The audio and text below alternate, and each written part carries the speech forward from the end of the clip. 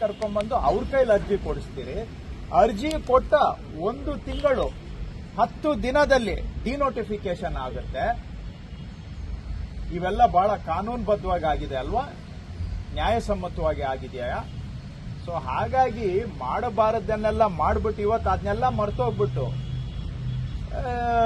ಸಿದ್ದರಾಮಯ್ಯನವರು ರಾಜೀನಾಮೆ ಕೊಡಬೇಕು ಅಂತ ಅವರು ಕೇಳ್ತಾರೆ, ಎಲ್ಲರೂ ಕೇಳ್ತಾರೆ. ಇವರೇ ಮಾಡಿದ್ದಾರೆ ಇದನ್ನೆಲ್ಲ. ಫಸ್ಟ್ ಅವ್ರು ರಾಜೀನಾಮೆ ಕೊಟ್ಬಿಟ್ಟು ಆಮೇಲೆ ಮಾತಾಡ್ಲಿ. ಕೇಳಿದಾಗ ಯಡಿಯೂರಪ್ಪನವ್ರು ಕೊಟ್ಟಿದ್ರು ಅಂತ ಅವರು ಇವರೆಲ್ಲಾರ್ದು ಇದೆಯಲ್ಲ, ಈಗ FIR ಇವ್ರ ಮೇಲೂ ಆಗಿದೆ, ಲೋಕಾಯುಕ್ತ ತನಿಖೆ ಆಗಿದೆ, ಡಿನೋಟಿಫಿಕೇಶನ್ ಅಲ್ಲಿ ಭಾಗಿಯಾಗಿದ್ದಾರೆ. ಇವರೆಲ್ಲ ಕೊಟ್ಬಿಟ್ಟು ಮಾತಾಡ್ಲಿ. ಅಂದ್ರೆ ತಪ್ಪನ್ನೇ ಮಾಡೋದವ್ರು ಈಗ ಮೂಡಾ ಸೈಟ್ ನ ಯಾಕೆ ವಾಪಸ್ ಕೊಟ್ರು ಅಂತ ಪ್ರಶ್ನೆ ಮಾಡ್ತಾ ಇದ್ದಾರೆ ಸರ್. ತಪ್ಪನ್ನೇ ಮಾಡಿಲ್ಲ ಅಂತ ಮೂಡಾ ಸೈಟ್ ಯಾಕೆ ವಾಪಸ್ ಕೊಟ್ರಿ ಅಂತ ವಾಪಸ್ಸು ಅವರು ಕುಟುಂಬದಲ್ಲಿ ಚರ್ಚೆ ಮಾಡಿ ಅವರು ವೈಯಕ್ತಿಕ ತೀರ್ಮಾನವನ್ನ ತೆಗೆದುಕೊಂಡಿದ್ದಾರೆ. ಹಿಂದೆ ಇದು ಆರ್ ಅಶೋಕ್ ಅವರ ಕೇಸಲ್ಲೂ ಕೂಡ ಇದು ಏನು ಡಿನೋಟಿಫೈ ಮಾಡಿರುವಂತಹ ಜಮೀನು. ಇಲ್ಲಿ ಮಾನ್ಯ ಸಿದ್ದರಾಮಯ್ಯನವರ ಧರ್ಮಪತ್ನಿಯವರು ಪಡೆದುಕೊಂಡಿರೋದು ಮೂಡಾದವರು ಒತ್ತುವರಿ ಮಾಡಿ ಲೇಔಟ್ ಅನ್ನ ಮಾಡಿದಂತಹ ಜಾಗ, ಅದಕ್ಕೆ ಪರಿಹಾರವಾಗಿ ಕೊಟ್ಟಿರೋದು. ಇದು ಡಿನೋಟಿಫೈಡ್ ಲ್ಯಾಂಡ್ ಅಲ್ಲ, ಇದು ಪರಿಹಾರವಾಗಿ ಅವರಿಗೆ ಬದಲಿ ನಿವೇಶನವನ್ನ ಕೊಟ್ಟಿದ್ದಾರೆ. ಏನೇ ಇದ್ರೂ ಅದು ಅವರ ವೈಯಕ್ತಿಕ ತೀರ್ಮಾನ. ಇವತ್ತು ಇವರೆಲ್ಲ ಇಷ್ಟು ಮಾಡ್ತಾ ಇರೋರು ಯಾರ್ಯಾರ ಮೇಲೆ FIR ಇದೆ ಅವರೆಲ್ಲ ನಿನ್ನೆ GT ದೇವೇಗೌಡರು ಹೇಳಿದಾರಲ್ಲ, ಯಾರ್ಯಾರ ಮೇಲೆ FIR ಆಗಿದೆ ಎಲ್ಲರೂ ರಾಜೀನಾಮೆ ಕೊಡ್ಲಿ, ಸಂತೋಷ. ರಾಜಕೀಯದಲ್ಲಿ ಒಂದು ಮೇಲ್ಪಂಕ್ತಿಯನ್ನು ಹಾಕೋಣ, ಆ ದಿಕ್ಕಿನಲ್ಲಿ ಎಲ್ಲರೂ ಹೆಜ್ಜೆ ಇಡೋಣ. ಈಗ ಯಾರ್ಯಾರು ಕೇಳ್ತಾ ಇದಾರಲ್ಲ ಅವರೆಲ್ಲ FIR ಯಾರ್ಯಾರ ಮೇಲೆ ಆಗಿದೆ, ಯಾರ್ಯಾರ ಮೇಲೆ ಈ ತರ ಡಿನೋಟಿಫಿಕೇಶನ್ ಅಲ್ಲಿ ಭಾಗಿಯಾಗಿದ್ದಾರೆ, ಅವರೆಲ್ಲರೂ ರಾಜೀನಾಮೆ ಕೊಟ್ಟು ಮೇಲ್ಪಂಕ್ತಿಯನ್ನು ಹಾಕೊಡ್ಲಿ. ಆ ನಂತರ ನಾವು ಕೂಡ ಅದಕ್ಕೆ ಏನು ಕ್ರಮ ತಗೊಳ್ಬೇಕು ನಾವು ತಗೊಳ್ತೇವೆ. ರಾಜೀನಾಮೆ ಕೊಡಬೇಕು. ಹೌದು, ಕೊಡ್ಲಿ. ಈಗ ಅವ್ರು ಕೇಳ್ತಾ ಇದ್ದಾರೆ ಸ್ವಾಮಿ, ನಾನು ಹೇಳಿದ್ದಲ್ಲ. ಈಗ ಇವರೆಲ್ಲ ಮಾತಾಡ್ತಾ ಇದ್ದಾರೆ, ಏನೆಲ್ಲ ಮಾತಾಡ್ತಾ ಇದ್ದಾರೆ. FIR ಆದ ಕೂಡಲೇ ರಾಜೀನಾಮೆ ಕೊಟ್ಬಿಡ್ಬೇಕು. ಯಾರ ಮೇಲೆ ಇಲ್ಲ FIR. ಅವರೆಲ್ಲರೂ ಕೊಡ್ಲಿ.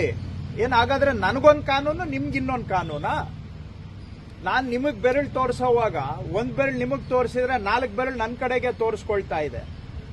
ಮರಿಬೇಡಿ, ಅವ್ರು ನಿಮಗೊಂದು ಕಾನೂನು ನನಗೊಂದು ಕಾನೂನು ಆಗೋದಿಲ್ಲ. ನಾನು ನಿಮಗೆ ಏನು ಪ್ರವಚನ ಮಾಡ್ತೇನೆ ಅದನ್ನ ನಾನು ಅನುಸರಣೆ ಮಾಡಬೇಕು. ಫಸ್ಟ್ ನಾನು ಅನುಸರಣೆ ಮಾಡಿ ಆಮೇಲೆ ನಿಮ್ಗೆ ಪಾಠ ಹೇಳಿದ್ರೆ ನಾನು ಹೇಳೋ ಪಾಠಕ್ಕೂ ಜನ ಕೇಳ್ತಾರೆ, ಗೌರವ ಕೊಡ್ತಾರೆ. ನಾನ್ ಮಾಡೋದೆಲ್ಲ ತದ್ವಿರುದ್ಧ, ಮಾತಾಡೋದೆಲ್ಲ ಆಚಾರ, ಮಾಡೋದೆಲ್ಲ ಅನಾಚಾರ ಆದ್ರೆ ನಿಮ್ ಮಾತಿಗೇನ್ ಗೌರವ ಇದೆ? ನೀವು ಬೇರೆಯವರು ಪಾಲನೆ ಮಾಡಬೇಕು ಅಂದ್ರೆ ಫಸ್ಟ್ ನೀವು ಪಾಲನೆ ಮಾಡಿ, ಇನ್ನೊಬ್ಬರಿಗೆ ಉಪದೇಶ ಮಾಡಿ, ಆವಾಗ ನಿಮ್ಮ ಉಪದೇಶನ ಕೇಳ್ತಾರೆ. ಏನೆಲ್ಲ ಹೇಳಿಕೆಗಳು ಕೊಟ್ಟಿದ್ದಾರೆ ನಾವು ನೋಡಿದ್ದೇವೆ. ಯಾರ್ಯಾರು ಈಗ ಅವರೆಲ್ಲರೂ ಇಷ್ಟೇ ನಾನು ಹೇಳೋದು, ಅವ್ರ ಮಾತಿಗೆ ಅವರೇ ಬದ್ಧವಾಗಿರ್ಲಿ, ಅವರ ಮಾತಿಗೆ ಅವರು ಸ್ಟಿಕ್ ಆಗಲಿ. FIR ಆದ ಕೂಡಲೇ ರಾಜೀನಾಮೆ ಕೊಡಬೇಕು ಅಂತ ಹೇಳಿದಾರಲ್ಲ, ಯಾರ್ಯಾರು ಈಗ ಹಿಂದೆ ಯಾರ್ಯಾರ ಮೇಲೆ FIR ಆಗಿದೆ, ಯಾರ್ಯಾರು ಬೇಲ್ ಮೇಲಿದ್ದಾರೆ ಎಲ್ಲರೂ ರಾಜೀನಾಮೆ ಕೊಡ್ಲಿ. ಅವ್ರು ರಾಜೀನಾಮೆ ಕೊಟ್ಟರೆ ಸಿದ್ದರಾಮಯ್ಯ ಅವರು ರಾಜೀನಾಮೆ ಅವ್ರು ಕೊಡ್ಲಿ, ಉಳಿದಿದ್ದು ಮಾತಾಡೋಣ. ಆವಾಗ ತಾನಾಗಿ ರಾಜ್ಯದಲ್ಲಿ ಆ ಒಂದು ಮೇಲ್ಪಂಕ್ತಿಯನ್ನ ಎಲ್ಲರೂ ಹಾಕೊಟ್ಟಂಗಾಗುತ್ತೆ. ನಾಳೆ ನಾನಾದ್ರೆ ನಾನು ಅನುಸರಣೆ ಮಾಡಬೇಕಾಗುತ್ತೆ. ಅಲ್ಲ, ಅವರು ಅದೇ ಪ್ರಶ್ನೆ ಮಾಡ್ತಾರೆ ಸರ್. ಅವ್ರು ಕೇಳ್ತಾ ಇರೋರು ಸ್ವಾಮಿ, ಅವ್ರು ಕೇಳ್ತಾ ಇರೋರು ರಾಜೀನಾಮೆ ಕೊಟ್ಟರೆ ಕೇಳ್ತಾ ಇರೋರು ಅವರು, ನಾನೇನ್ ಕೇಳಲಿಲ್ವಲ್ಲ. ಅವ್ರು ಕೇಳ್ತಾ ಇರೋ ತಾನೆ. ಕೇಳಿದವರು ಫಸ್ಟ್ ಅವರು ದಾರಿಯನ್ನ ತೋರಿಸ್ಕೊಡ್ಲಿ ಅಂತ ಹೇಳ್ತಾ ಇದ್ದೀನಿ ಅಷ್ಟೇ. ನೀವ್ಯಾಕೆ ಮಾಡಿಲ್ಲ? ಹಾಗಾದ್ರೆ ನೀವ್ಯಾಕೆ ರಾಜೀನಾಮೆ ಕೊಟ್ಟಿಲ್ಲ? ಅಷ್ಟೇ ಕೇಳ್ತಾ ಇದ್ದೀನಿ ನಾನೇನು ಫಸ್ಟ್ ಬಂದು ಕೇಳಿದ್ದ. ಈಗ ಅವ್ರು ಹೇಳ್ತಾ ಇದ್ದಾರೆ, ಏನು ಎಲ್ಲ ಕುಣಿತಾ ಇದ್ದಾರೆ, ಕೊಟ್ಬಿಟ್ಟು ಕೇಳಲಿ ಅಂತ ಹೇಳ್ತಾ ಇದೆ. ದೇವೇಗೌಡರು ಸಿಎಂ ಪರವಾಗಿ ಅವರು ಮಾನ್ಯ GT ದೇವೇಗೌಡರು ಇಷ್ಟೇ ಹೇಳಿದ್ದಾರೆ. ಸಿದ್ದರಾಮಯ್ಯನವರು 40 ವರ್ಷದಿಂದ ಸಾರ್ವಜನಿಕ ಜೀವನದಲ್ಲಿದ್ದಾರೆ. ಸಾರ್ವಜನಿಕ ಜೀವನದಲ್ಲಿ ಮನ್ನಣೆಯನ್ನ ಪಡ್ಕೊಂಡು ಬಂದಿದ್ದಾರೆ, ಜನಗಳ ಗೌರವ ಸಂಪಾದನೆ ಮಾಡಿದ್ದಾರೆ. ತಪ್ಪು ಮಾಡುವಂತ ಮನುಷ್ಯ ಆಗಿದ್ದಿದ್ರೆ ಸಿದ್ದರಾಮಯ್ಯನವರು ಸಾರ್ವಜನಿಕರ ಮನ್ನಣೆ ಸಿಗುತ್ತಾ ಇರಲಿಲ್ಲ. 40 ವರ್ಷ ದೀರ್ಘಕಾಲ ರಾಜಕೀಯದಲ್ಲಿ ಒಬ್ಬ ನಾಯಕನಾಗಿ ಬೆಳೆಯೋದಕ್ಕೆ ಆಗ್ತಾ ಇರಲಿಲ್ಲ ಅನ್ನೋ ಮಾತನ್ನ ಅವರು ಹೇಳಿದ್ದಾರೆ. ಅವರು GT ದೇವೇಗೌಡರು ಇವ್ರ ಜೊತೆಗೂ ಇದ್ದಂಥವ್ರು, ಇವ್ರ ಎದುರಾಳಿ ಆಗಿದ್ದಂಥವ್ರು, ರಾಜಕೀಯ ವಿರೋಧಿಗಳಾಗಿದ್ದಂಥವ್ರು, ಎಲ್ಲ ಹತ್ತಿರದಿಂದಾನು ನೋಡಿದ್ದಾರೆ, ದೂರದಿಂದಾನು ನೋಡಿದ್ದಾರೆ, ಎದುರಾಗಿನೂ ನೋಡಿದ್ದಾರೆ. ಅವರ ಅನುಭವದ ಮಾತಿನಲ್ಲಿ ಅವರು ಹೇಳಿದ್ದಾರೆ. ಯಾಕಂದ್ರೆ ಅವರಿಬ್ಬರು ಪರಿಚಯ ಬಹುಶಃ 45-50 ವರ್ಷಗಳ ಸುದೀರ್ಘವಾದಂತ ಒಡನಾಟ ಇರತಕ್ಕಂಥವ್ರು. ಪರ ವಿರೋಧಗಳೆಲ್ಲಾನು ಕೂಡ ಅವರು ಅನುಭವಿಸಿದ್ದಾರೆ. ಅದರ ಅನುಭವದ ಹಿನ್ನೆಲೆಯಲ್ಲಿ ಇವತ್ತು ಅವರು ಹೇಳಿದ್ದಾರೆ, ಸಿದ್ದರಾಮಯ್ಯನವರು ಆ ತರ ತಪ್ಪು ಮಾಡೋ ಮನುಷ್ಯ ಅಲ್ಲ ಅಂತ ಹೇಳಿದ್ದಾರೆ. ಅಷ್ಟನ್ನ ಹೇಳಿದ್ದಾರೆ. ಅದಕ್ಕೆ ಬೇರೆ ಬೇರೆ ರಾಜಕೀಯ ಆಯಾಮಗಳು ಕೂಡ ಇದ್ದಾವೆ, ಅವೆಲ್ಲ ಇರ್ತದೆ. ಆದ್ರೆ ಅವರು ವೈಯಕ್ತಿಕ ಅಭಿಪ್ರಾಯವನ್ನ ಹೇಳಿದ್ದಾರೆ.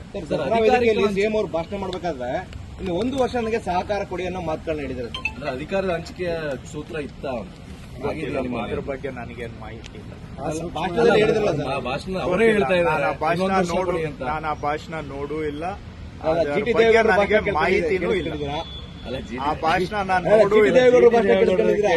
ಇಲ್ಲ, ಪೇಪರ್ ಅಲ್ಲಿ ಓದಿದ್ದೇನೆ ಅಷ್ಟೇ. ನಾನು ನೋಡಿಲ್ಲ, ವಿಡಿಯೋ ಯಾವುದು ನಾನು ನೋಡಿಲ್ಲ. ಪೇಪರ್ ಅಲ್ಲಿ ಇವತ್ತು ಬೆಳಿಗ್ಗೆ ಯಾವ ಪೇಪರ್ ಅಂತ ಬೇಕಾದ್ರೂ ಹೆಸರು ಹೇಳ್ತೀನಿ, ಪೇಪರ್ ಅಲ್ಲಿ ಓದಿದ್ದೇನೆ ಅಷ್ಟೇ. ನಾನು ಅಲ್ಲ ಸಿಎಂ ಕೂಡ ಅದೇ ರೀತಿಯಾದಂತ ಭಾಷಣ ಮಾಡಿರೋದ್ರಿಂದ ಏನ್ ಹೇಳಿದ್ದಾರೆ ನನಗೆ ಗೊತ್ತಿಲ್ಲಪ್ಪ. ಅದು ಆದ್ರೆ ಹಿಂದೆ ಏನಿದೆ ಮುಂದೆ ಏನಿದೆ ನನ್ಗೆ ಅಷ್ಟು ಮಾಹಿತಿ ಇಲ್ಲ.